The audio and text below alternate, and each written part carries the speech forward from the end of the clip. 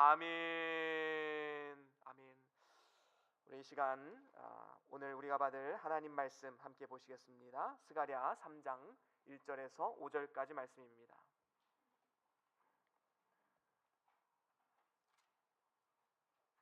스가랴 3장 1절에서 5절까지 말씀입니다.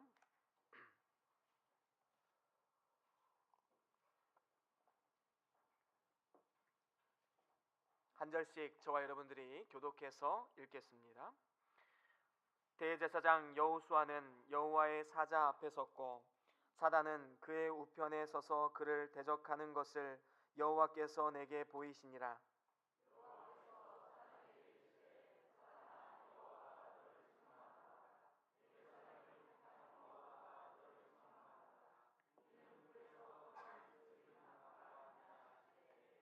여호수아가 더러운 옷을 입고 천사 앞에 섰는지라.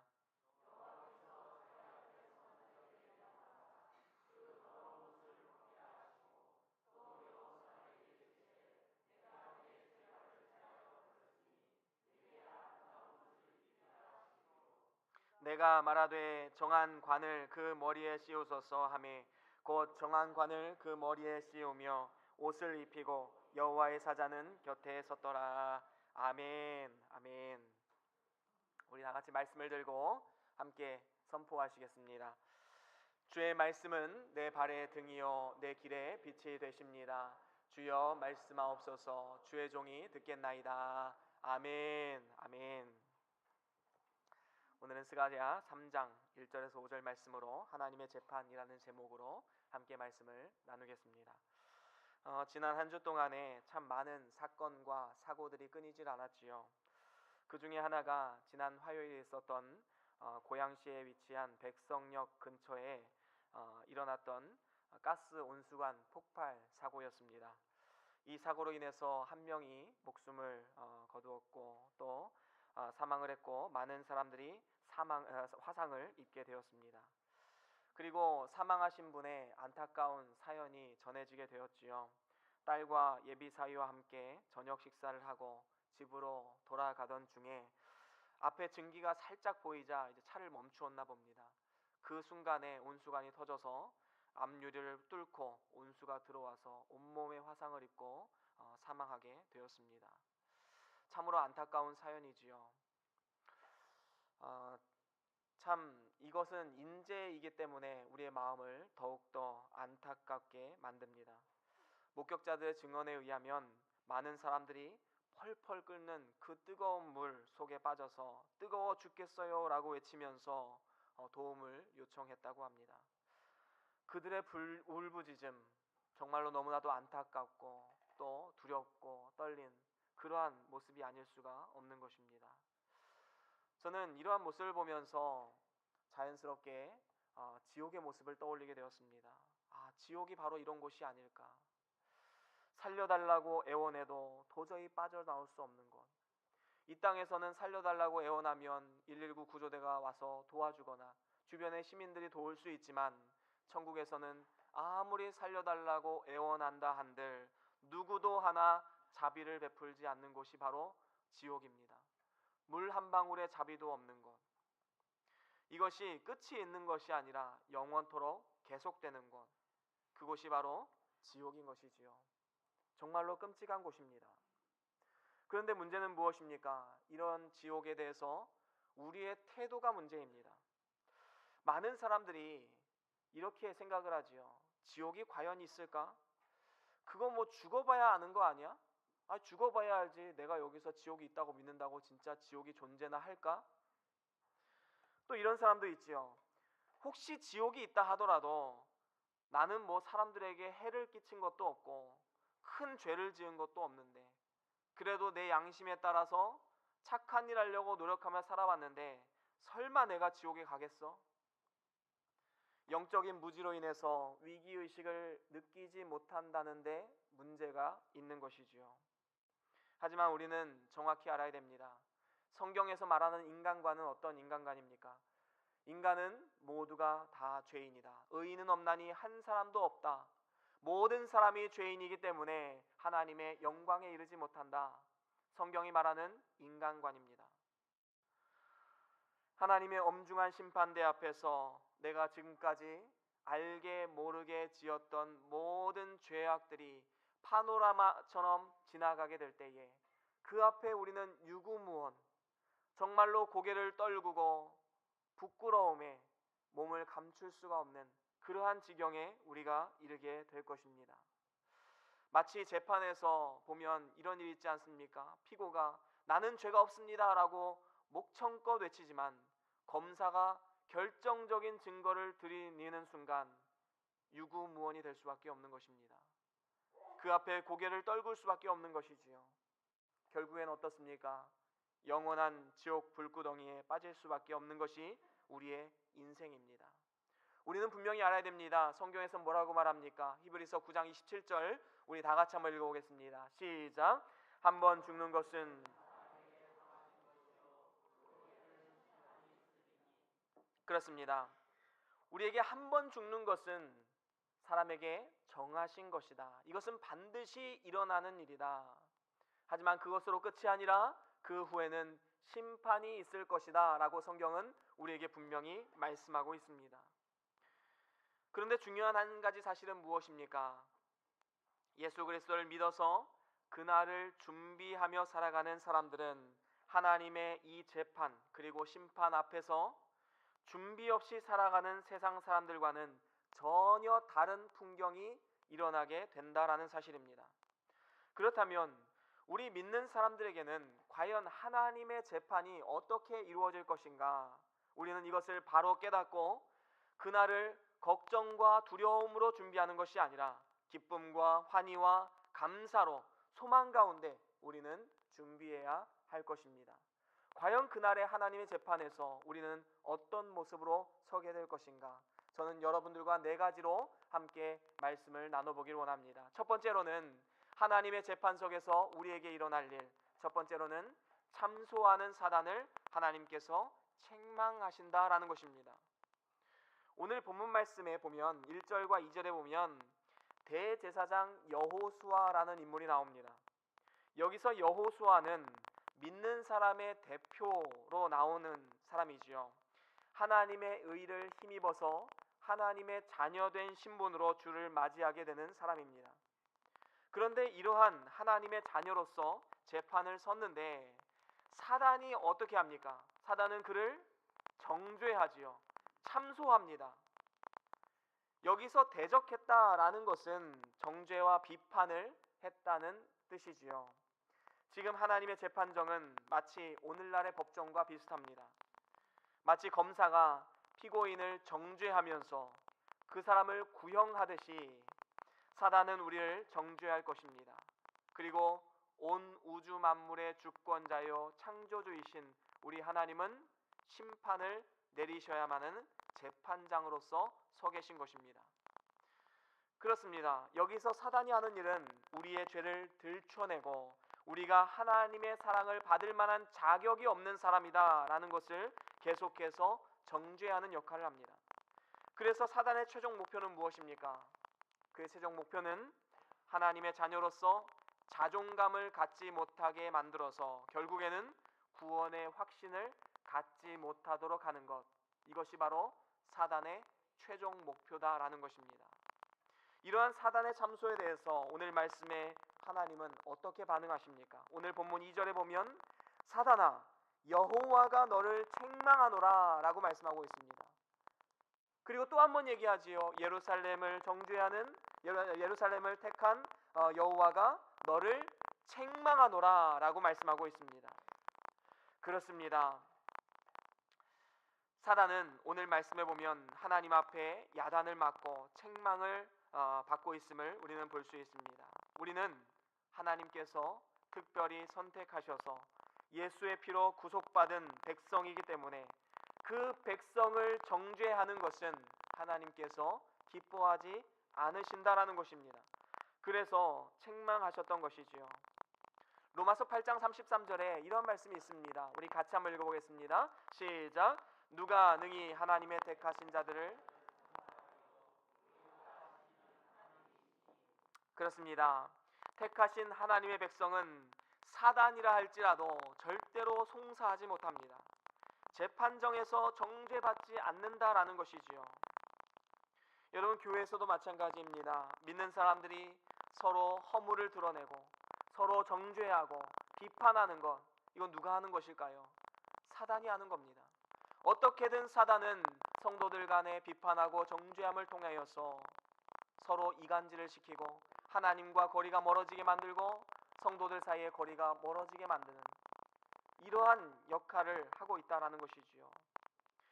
만약에 우리가 서로 다투고 비판하고 정죄를 일삼는 삶을 살아간다면, 그래서 아무개 집사가 이런 일을 했대, 아무개 권사, 아무개 장로가 이런 일을 했대, 이렇게 비판하고 정죄하는, 그래서 그 말을 계속해서 뒤에서 실어 나르는 이러한 일들을 하고 있다면 우리는 어쩌면 사단에게 놀아나고 있는 그러한 어리석은 삶을 살아가고 있는 것입니다. 하나님 나라의 원리는 무엇입니까? 아주 간단합니다. 베드로전서 4장 8절에 보면 이렇게 말씀합니다. 함께 읽어보겠습니다. 시작. 무엇보다도 열심으로 서로 사랑할지니. 그렇습니다. 하나님 나라의 원리는 비판과 정죄가 아니라 사랑과 긍휼로서 죄를 덮어주는 것, 바로 그것이 하나님 나라의 원리인 것이지요. 노아 시대를 한번 보십시오. 노아는 하루는 술에 취해서 옷을 다 벗고 이렇게 수치스러운 모습으로 잠을 청하고 있었습니다. 그런데 그 아버지를 대하는 그 아들들의 태도에 따라서 함 같은 경우는 저주를 받았지요. 그 아버지의 수치를 가려주지 못했기 때문에 저주를 받았습니다. 하지만 나머지 두 아들은 어땠습니까? 아버지에게 이불을 덮어주고 그 수치를 가려줌으로 인해서 하나님의 귀한 축복을 받아 누리게 되었던 것입니다. 그렇습니다. 우리는 이 사실을 분명히 알고 다른 사람을 정죄하려고 해서도 안 되고 사단의 정죄에 우리가 놀아나서도 안 되는 것입니다. 특별히 2절 마지막에 보면 뭐라고 말씀합니까? 이는 불에서 꺼낸 그슬린 나무가 아니냐라고 말하고 있습니다. 이것은 여호수아, 다시 말하면 하나님의 택한 백성들의 모습이다라는 것이지요. 현재의 상태를 말하는 것입니다. 마치 타오르고 있는 이 아궁이에서 꺼낸 나뭇가지와도 같다. 참으로 부족하고 연약하고 그 모양이 흉측하게 일그러져 있고 연기가 나고 싹을 틔울 수도 없고 열매를 맺을 수도 없는 그러한 상태를 말하는 것이지요. 하지만 중요한 사실은 무엇입니까? 완전히 수치나 아니면 죄로 변한 상태는 아니다라는 것이지요. 소망이 있는 것입니다. 바로 스가랴 선지자 당시에 하나님의 백성들의 상태가 이와 같았다라는 것입니다. 그들은 하나님의 심판을 받아서 바벨론 포로로 끌려가서 거의 진멸 직전까지 갔던 사람들입니다. 하지만 아직 소망이 남아 있습니다. 하나님께서 진노 중에 그들을 향한 긍휼을 놓지 않으셨다라는 것이지요. 그리고 그들을 통해 이루고자 하시는 하나님의 선한 계획이 있기 때문에 소망이 있는 것입니다. 바로 그리스도를 통해서 회복될 하나님 나라에 대해서 말씀하고 있는 것입니다. 우리는 이것을 알기 때문에 소망이 있는 것입니다. 사실 저와 여러분들의 삶의 모습을 한번 보십시오. 우리의 삶을 보면 그을린 나무와도 같습니다.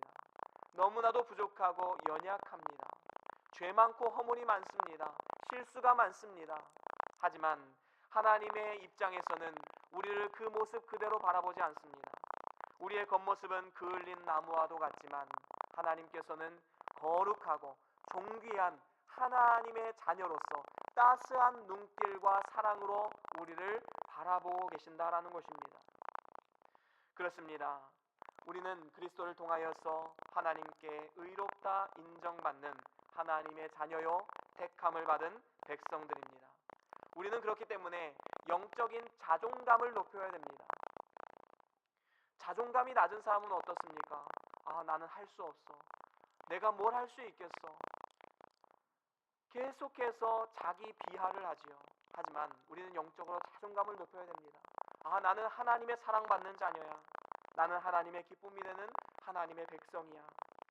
이렇게 자신의 영적인 정체성을 바르게 세운 사람은 이제 영적인 자존감이 높아지게 되고, 그리고 이제는 영적인 자존감이 높아지면 다른 사람들을 바라보는 가치와 기준도 달라진다는 것입니다. 여러분, 자존감이 낮은 사람들은 다른 사람을 볼 때도 비판하고 정죄할 수밖에 없습니다. 하지만 자존감이 높은 사람은 다른 사람을 사랑으로 감싸주고 긍휼로서 함께 감싸줄 수 있는 넓은 아량이 그 안에서 나오게 된다는 것입니다. 하나님이 우리를 바라보는 그 눈으로 다른 사람들을 바라보아야 합니다.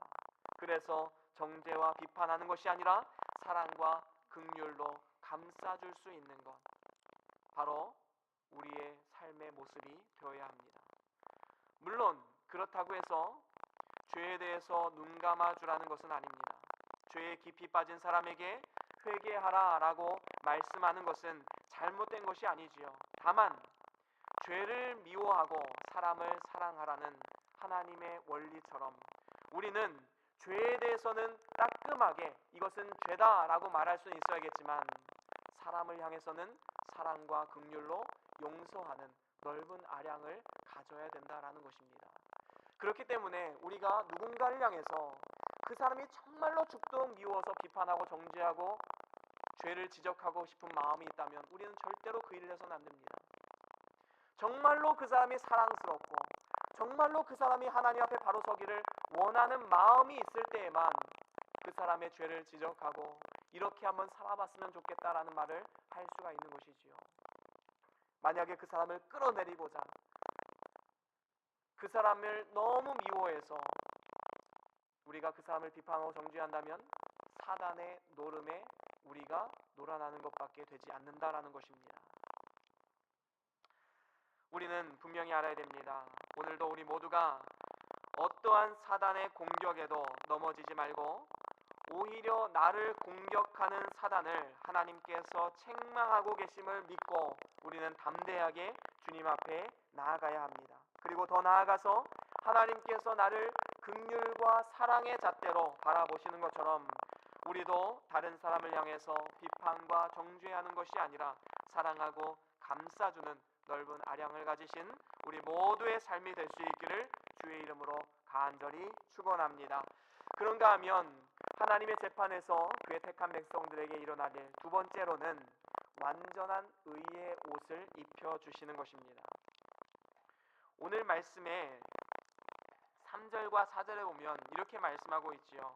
우리 오늘 본문 말씀 3절과 4절 다시 한 번만 읽어보겠습니다. 시작. 여호수아가 더러운 옷을 입고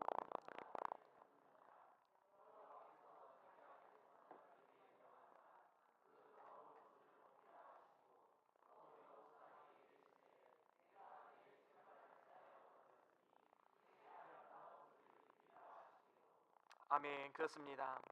여기서 보면 택한 백성의 대표자 여호수아가 입은 옷은 어떤 옷이었습니까?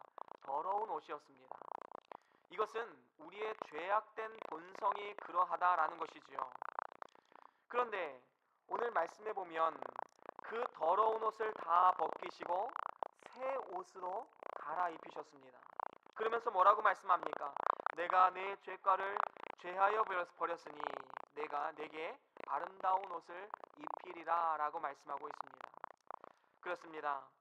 모든 사람은 하나님 앞에 다 더러운 죄인들입니다. 이사야 64장 6절에도 이렇게 말씀하지요. 우리 같이 한번 읽어보겠습니다. 이사야 64장 6절 말씀입니다. 시작. 대저 우리는 다 부정한 것 같아서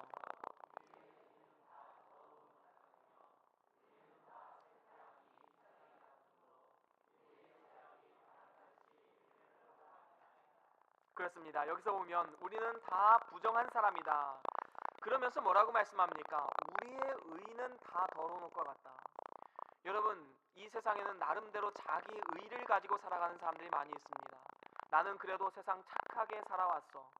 나는 그래도 저 교도소에 있는 사람들보다는 좀 낫지 않을까? 나는 저 뉴스에 등장하는 저 살인자들, 폭행범들, 성범죄자들 이러한 사람들보다 조금 더 낫진 않을까? 자기 의를 주장하는 사람들이 있지요. 이것은 상대적인 의입니다. 이 상대적인 의는 무엇이냐 하면 다 더러운 옷과 같다. 우리의 의는 다 더러운 옷과 같다라고 말씀하고 있음을 우리는 분명히 기억해야 할 것입니다. 법 없이도 살아갈 수 있을 법한 사람들, 그러한 사람들 역시도 자기 의이기 때문에 더러운 옷을 입고 있는 것과 마찬가지입니다. 하지만 예수님께서 육신의 몸을 입고 이 세상에 오셔서 십자가에 달려 죽으심으로 말미암아 믿는 모든 사람들의 죄를 다 제거해 주신 것입니다. 이것이 바로 크신 하나님의 은혜인 것이지요. 여러분, 아담이 범죄했을 때 어떤 현상이 나타났습니까? 이제는 자신의 벌거벗음에 대해서 부끄러워하기 시작했습니다. 그리고 그 부끄러움을 가려보려고 무화과 나뭇잎으로 치마를 내서 이제 가리우게 되었지요. 하지만 그것이 얼마나 가겠습니까? 뜨거운 태양이 내리쬐자 이 나뭇잎은 바싹 마르게 되고 이제는 더 이상 옷으로서의 기능을 할 수 없게 되는 것입니다. 그래서 부끄러움이 가려지지 않는 것이지요.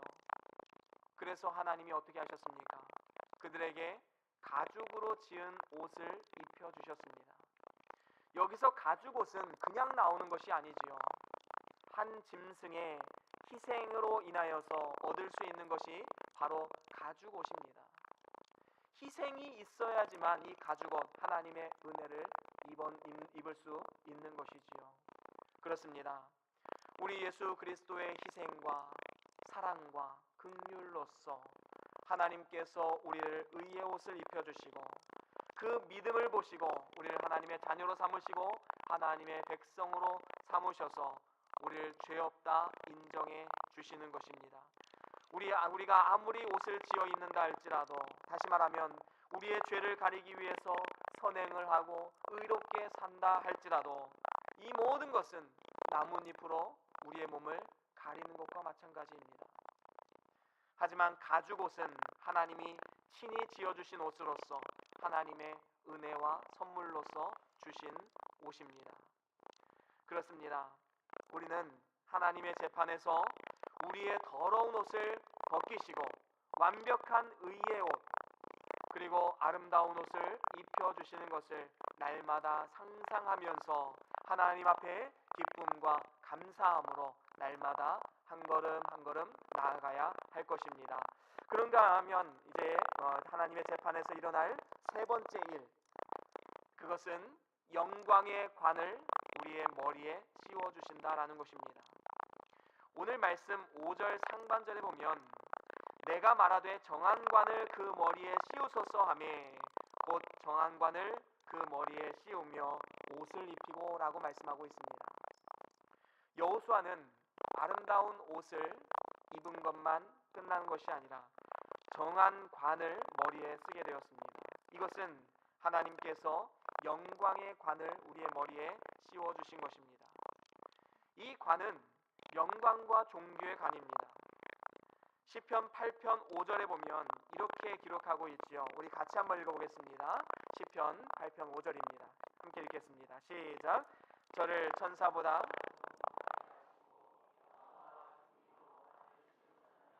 그렇습니다. 이 말씀은 원래 예수님에 관한 예언이지요. 예수님께서는 우리 죄를 위해 죽으시고 무덤에서 묻혀서 장사 지낸 바 되었지만 하나님께서 부활시키셔서 지극히 높은 보좌 위로 올리시고 모든 이름 위에 뛰어난 이름을 주시고 모든 무릎이 그 앞에 굴복하고 무릎 꿇는 이러한 역사가 일어나도록 만드신 것입니다. 이러한 영광과 존귀의 면류관, 이것이 예수 그리스도 안에 있는 우리 모든 성도들에게 동일하게 주시는 하나님의 은혜요, 상급이요, 영광이다라는 것입니다. 또한 오늘 말씀에 보면 우리에게 씌우신 관은 승리의 면류관입니다. 승리의 관이지요. 그렇기 때문에 예수 믿는 사람들은 배짱이 있어야 됩니다. 지금 사람들이 아무리 나를 조롱하고 핍박하고 욕하고 한다 할지라도 우리는 주눅들 필요가 없습니다. 왜 그렇습니까? 우리에게는 승리의 면류관이 예비되어져 있기 때문입니다.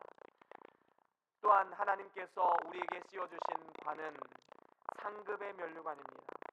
우리는 행함으로 구원을 받는 것은 아닙니다. 하지만 믿음으로 이 땅 가운데 행한 모든 것은 하나님께서 상급으로 주시겠다 약속하셨습니다. 그래서 우리는 믿음을 써서 모든 일들을 감당해야 된다라는 것이지요. 우리의 인생은 언젠가는 한 줌의 재로 변하게 됩니다. 그런데 과연 내 인생 가운데 나에게 남는 것이 뭐가 있을까? 우리는 심각하게 우리의 삶을 돌아보면서 고민해 보아야 할 것입니다. 고린도전서 3장 13절 14절에 보면 이런 말씀이 있지요. 우리 같이 한번 읽어보겠습니다. 13절 14절 시작.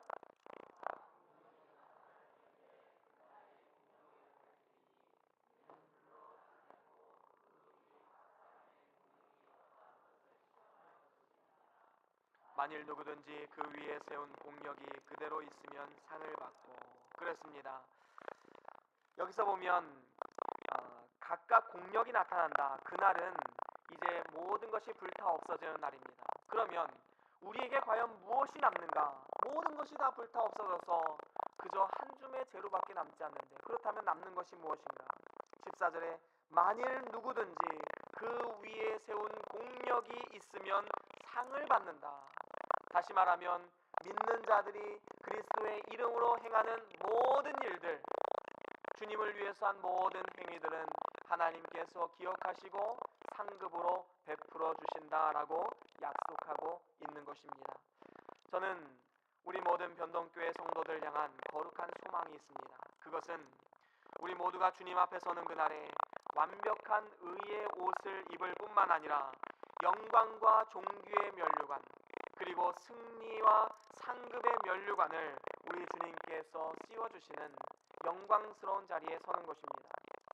이 땅에서는 비록 멸시받고 고단한 인생을 살아갔지만, 그리고 고난과 핍박과 여러 가지 환난이 많은 인생을 살아갔지만, 그날에 하나님의 재판장에서 우리 주님께서 우리의 눈의 눈물을 닦아주시고 위로해주시고 행한 대로 상급을 베풀어 주시는 삶, 우리 모두가 소망하고 따라가야 할 우리의 삶의 모습인 것입니다. 이 믿음과 소망을 가지고 오늘도 우리가 심겨진 그곳에서 믿음으로 살아가면서 마음과 정성을 다해 우리 주를 위해서 살아가고, 그리고 소망을 가지고 맡겨진 사명을 감당할 수 있는 저와 여러분들의 삶이 될 수 있기를 주의 이름으로 간절히 축원합니다. 그런가 하면 네 번째로는 예수님께서 변호하시고 보호해 주신다라는 것입니다. 하나님의 재판장은 우리에게 두려움의 대상이 아니라 하나님의 은혜와 축복을 받는 곳입니다. 하나님께서 우리를 위해서 변호하시고 나를 인도하시고 보호하신다라고 약속하고 있는 것입니다. 그래서 5절 하반절에 보면 이렇게 말씀하시지요. 여호와의 사자는 곁에 섰더라. 바로 그 여호수아 옆에 여호와의 사자가 굳건하게 서서 변호하고 또 세임주고 능력주는 이러한 모습을 우리는 상상하며 나아가야 할 것입니다. 여기서 여호와의 사자는 바로 예수 그리스도를 의미하는 것이지요. 곁에 섰다는 것은 지속적으로 관심을 가지고 배려하고 있음을 가리키고 있는 것입니다. 그렇습니다. 예수님은 어제도 오늘도 내일도 영원토록 우리와 함께 계시는 분이십니다. 우리의 곁에서 어떤 일을 하십니까? 먼저 우리 예수님께서는 우리를 변호하는 역할을 감당하십니다. 사단은 아까도 말씀드렸듯이 우리를 낙심케 하고 좌절케 하는 역할을 합니다. 우리를 정죄해서 하나님의 자녀된 기쁨을 누리지 못하도록 만듭니다. 하지만 예수님께서는 어떻습니까? 우리에게 새 힘과 능력과 용기를 주시는 분이시다라는 것이지요.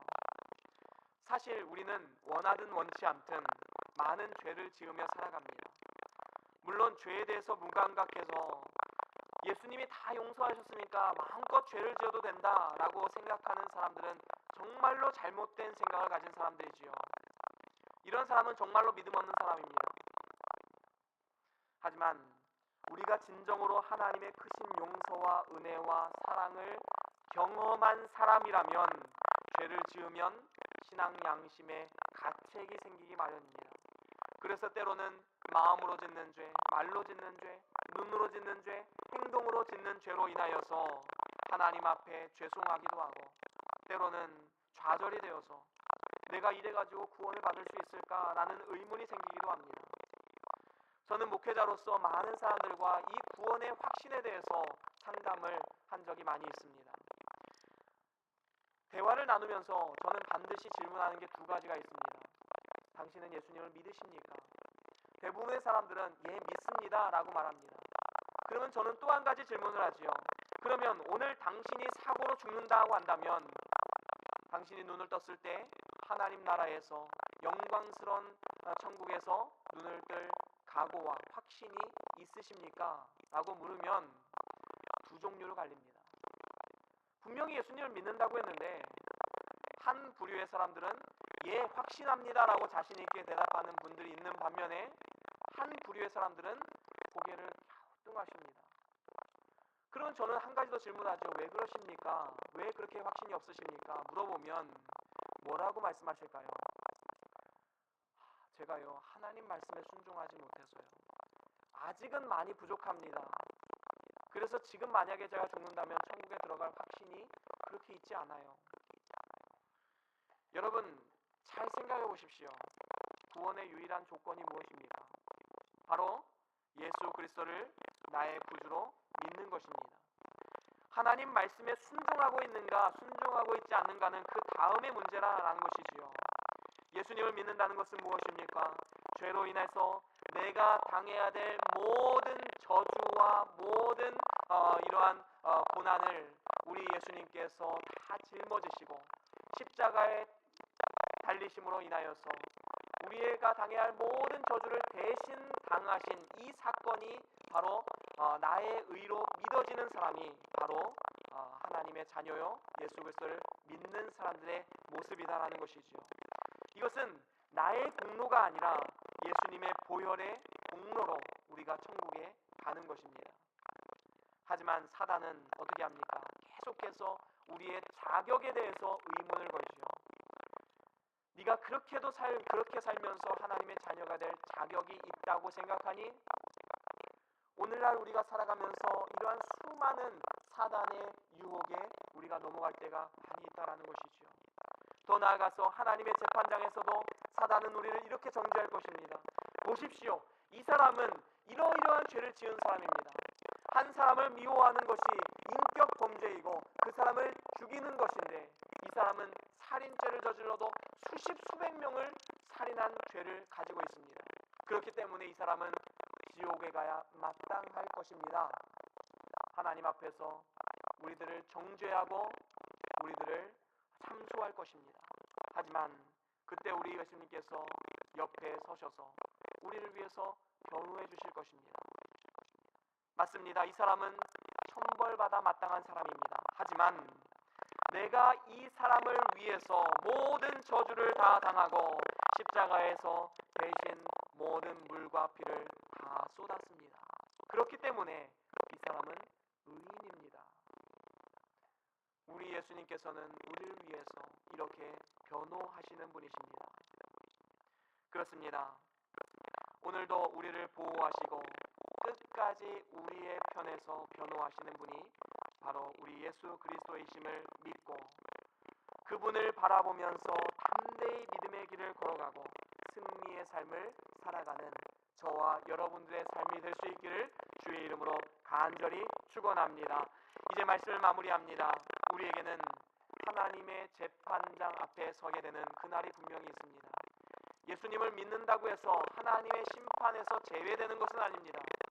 믿는 사람이든 믿지 않는 사람이든 누구나 다 한 번 죽는 것은 하나님이 정하신 것이요 그 뒤에는 하나님의 심판이 있다라고 말씀하신 것처럼 누구나 다 하나님의 재판장 앞에 서게 될 것입니다. 하지만 우리 믿는 자들은 그날의 승리가 예비되어져 있기 때문에 기쁨과 감사로 그날을 맞이할 수 있게 되는 것입니다. 그날에 우리 그리스도인들에게는 네 가지 일이 일어난다고 우리가 함께 나누었지요. 첫 번째는 무엇이었습니까? 그렇습니다. 사단은 우리를 참수할 것입니다. 정죄하고 비판할 것입니다. 하지만 우리 하나님께서는 그 사단을 꾸짖으시고 책망하신다라는 것을 우리는 굳게 믿어야 됩니다. 그리고 하나님이 우리를 사랑하시는 것처럼 우리가 다른 사람을 대할 때도 사람을 정죄하고 비판하는 것이 아니라 사랑과 긍휼로 감싸 주어야 하는 것입니다. 두 번째는 무엇입니까? 그렇습니다. 이것은 부분적인 의의 옷이 아닙니다. 완벽하고 완전한 의의 옷입니다. 이 옷을 입었기 때문에 우리가 영원토록 하나님과 함께 살아가는 영생의 복을 누리게 되는 것입니다. 세 번째는 무엇입니까? 그렇습니다. 이 영광의 면류관, 바로 승리의 면류관이고 하나님 나라의 상급의 면류관입니다. 믿는 사람이 행한 대로 하나님께서 보응하시고 상급을 베풀어 주시는 영광스러운 자리입니다. 네 번째는 무엇입니까? 그렇습니다. 예수님께서는 끝까지 우리를 위해서 변호하시고 우리를 보호하시는 분이십니다. 여러분들은 아무리 자녀들이 잘못을 범했다 할지라도 부모는 끝까지 자녀의 편에 서주는 것이 바로 부모입니다. 우리 하나님께서는 우리를 위해서 끝까지 변호하시고 우리를 위해서 자기의 목숨까지도 내어주신 것처럼 우리를 사랑하고 보살펴 주시고 끝까지 구원을 이루어갈 수 있도록 새 힘과 능력을 우리 옆에서 계속해서 공급해 주시는 분이심을 우리는 믿음으로 나아가야 합니다.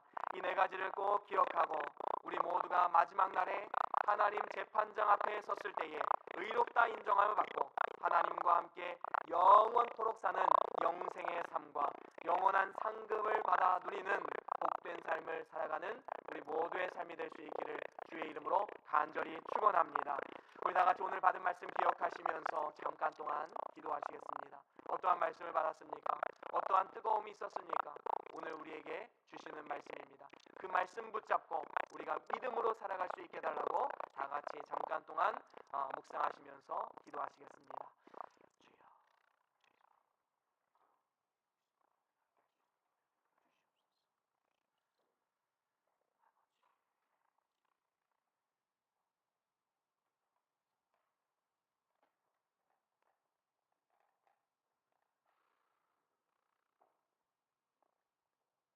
우리 다 같이 오늘 받은 말씀 기억하시면서 찬송가 205장 함께 찬양하시겠습니다.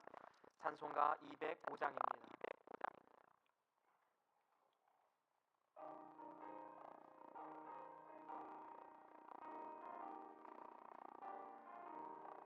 예수와